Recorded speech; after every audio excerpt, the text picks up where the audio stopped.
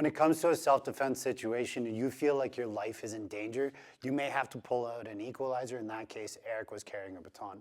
Learn how to open up the baton in a safe way though, okay? Strike it down, so I'm pulling down. The reason why I do that is so I don't hit anybody beside me. Imagine like my girlfriend was with me and I'm like, oh no, right? It's just bad situation. So pulling it down along your side is gonna be best.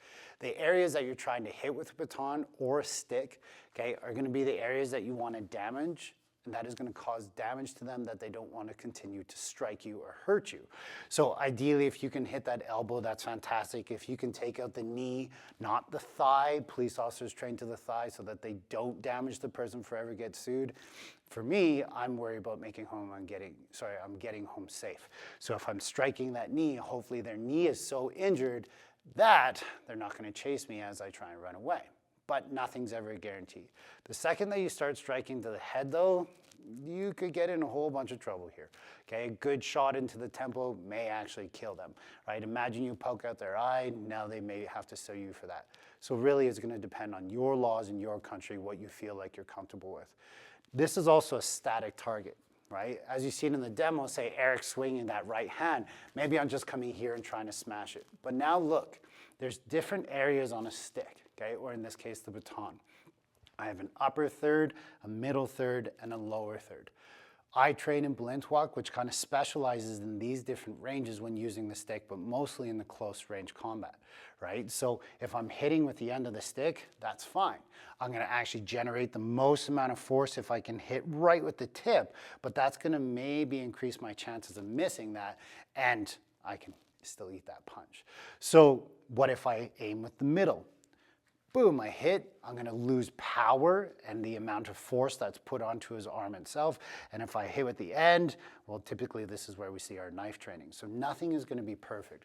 The reason why I like Blintwalk though is it's teaching my mechanics to do all the work. So say if I went to a shorter range weapon, right, and I only had this, right, is now it's boom, I'm turning and maybe I'm hitting here. Maybe I'm hitting here. You don't know.